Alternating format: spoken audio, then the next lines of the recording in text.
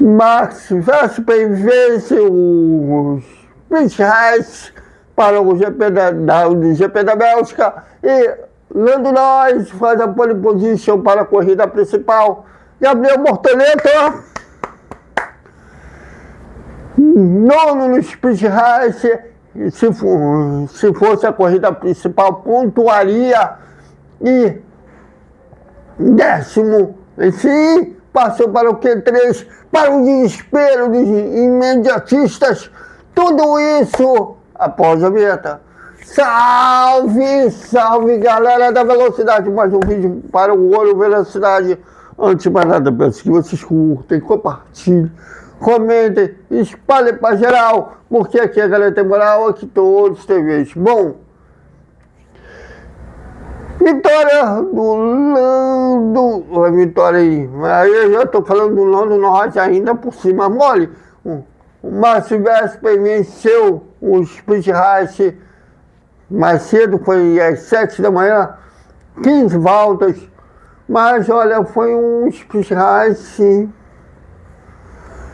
não tão movimentado, embora o circuito de Spa seja um circuito para ultrapassagens, né? O Oscar Piastri fez a pole position, manteve a ponta na largada, mas na volta 5 o Max Verstappen aproveitou um vácuo para ultrapassar o australiano e não perdeu mais a primeira colocação, embora o Piastri não deixou o Max fugir. Ele sempre ficou um segundo e meio, ele podia, naquela expectativa dele usar a asa, né, e ultrapassar o Max, mas não aconteceu. O Max conseguia manter aí uma distância segura para vencer o Sprint Race e teve a movimentação mais pelo terceiro lugar, a briga entre o Lando Norris e o Charles Leclerc, mostrando aí que sim, as atualizações da Ferrari são promissoras. O Hamilton, não se tem nem vamos falar de novo sobre o Hamilton daqui a pouquinho. Desculpem. E o Gabriel Bortoleto segurando de uma forma até mestria, né, no Liam Lawson pelo nono lugar. Então foi um Sprint Race, não chegou a ser emocionante. Vamos falar de novo, porque o pessoal da FIA, acho que é segredo para eles. Sprint Race só funciona em Interlagos, porque só Interlagos que tem movimentação. Engraçado que Interlagos é um circuito que boa parte dos pilotos não gostam, né? Porque é sentido honorário e eles não gostam desse tipo de pista. Mas é onde que tem mais movimentação, né? Nas corridas curtas é Interlagos. Mas parece que o pessoal da FIA não sabe disso. Teve na China, aliás, foi onde que o Hamilton venceu, né? E agora o Max venceu lá na Bélgica, lembrando que, diferente da base, não conta como estatística na Fórmula 1, né? Como não contou a vitória do Hamilton na China, e agora lá na Bélgica. Lembrando que depois só terá Sprint Race, se eu não me engano na Itália tem também, e em Baku e em Interlagos. Bom, então foi um Sprint Race, mas valeu por essa vitória do Max, daí uma confiança na Red Bull devido a essas críticas e essas crises que eles tiveram, né, ao longo da semana. Inclusive o chefão que estava com eles desde quando a Red Bull comprou a Jaguar, né, o Christian Horner ser demitido. Então valeu por isso, essa vitória do Max no Sprint Race. E no treino que definiu um grid de largada para a corrida principal, eu gostava mais no Sprint Race quando valia classificação para a corrida principal, né? Já que tinha mais aí movimentação, né? Brigando pela pole, né? Quem vencia largava na pole, mas hoje, desculpe, até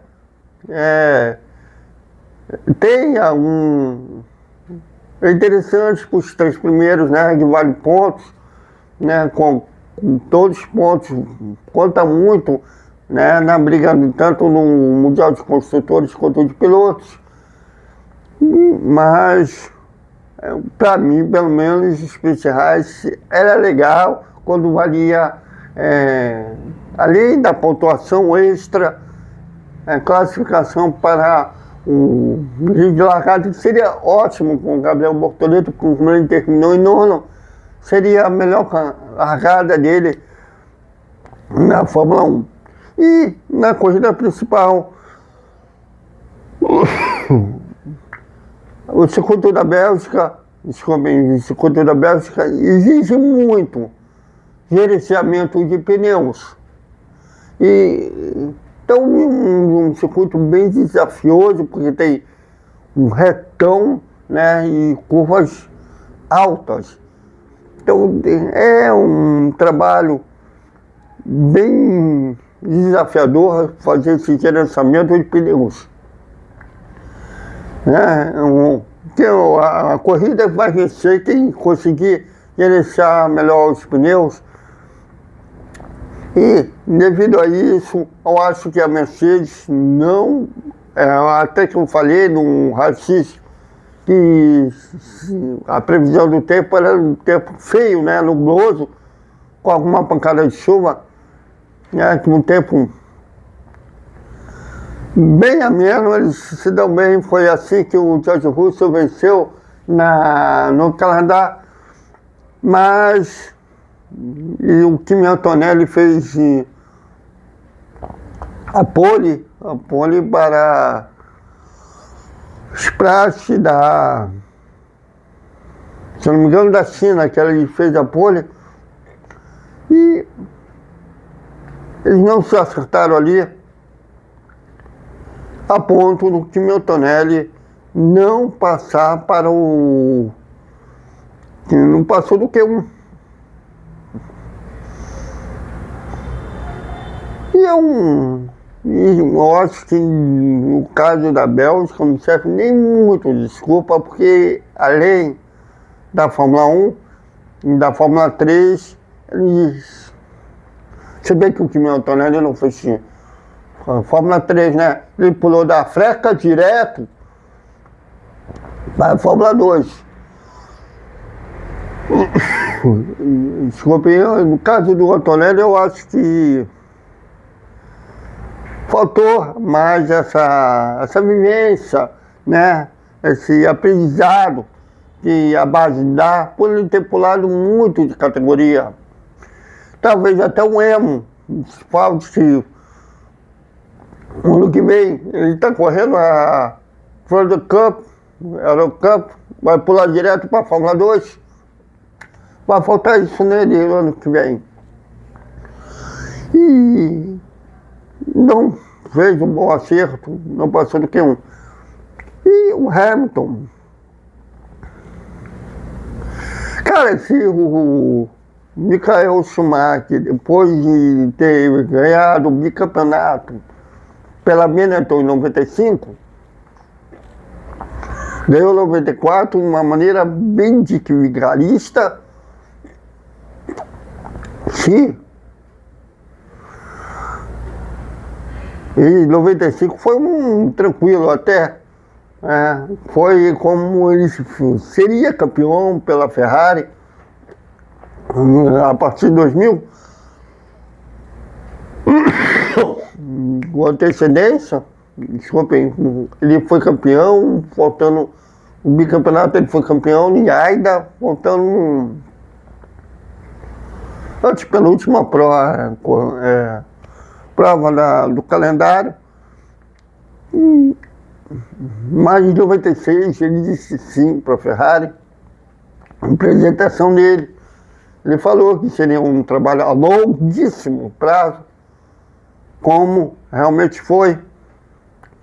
Mas se tivesse rede social em 96, o alemão teria tomado muita porrada. Como o Hamilton está apanhando agora. Ah, Thiago, o Schumacher não ficava atrás do seu companheiro. Beleza? Sabe quem era o companheiro do Schumacher em 96 a 99? Ed Evani. Aquele que tomou um tapa na cara do Ayrton Senna, que foi companheiro do Rubinho na Jordan. É autoexplicativo. O Schumacher nunca quis ter companheiro. Problema, pode ser tão número um quanto ele. Tão autoexplicativo. Um companheiro que mais deu um problema a ele foi o Rubinho mesmo, na Ferrari, né? Felipe Massa, até o Felipe Massa falou que era um aluno para ele, não era um rival, né? E por isso que ele se deu bem com o Schumacher, né? Que era uma relação de professor e aluno. Até o Schumacher foi um entusiasta da primeira vitória do Massa lá na Turquia. Não, o Massa ganhou 3 vezes seguidos na Turquia.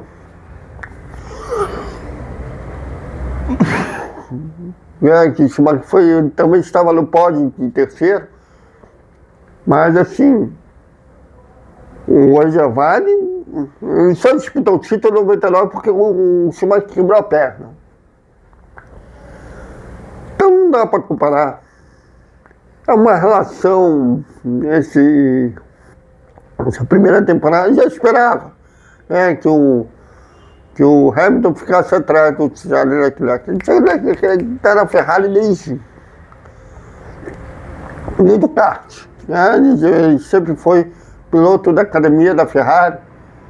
Ele, o Julien, inclusive fez 10 anos que o Julien morreu, lá no Japão. Até o Charles era padrinho do Charles Leclerc, o Charles Leclerc fez até homenagem. E eu já esperava que ele ficasse atrás, mas não a ponto de, por exemplo, não passa nem do Q1.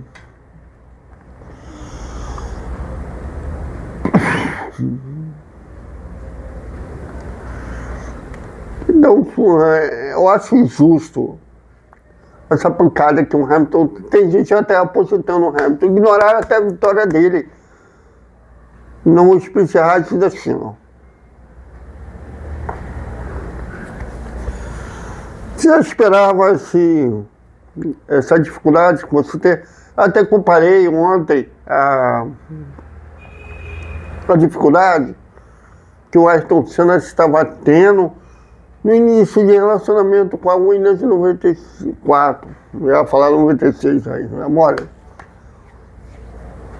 A ponto do Senna precisar de um helicóptero naquele dia do acidente fatal.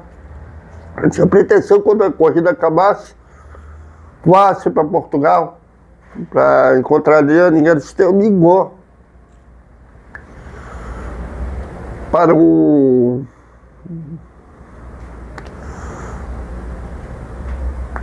me fugiu o nome dele, mexicano, que trabalhava na McLaren muito antes da chegada até do Prost em 84, da McLaren.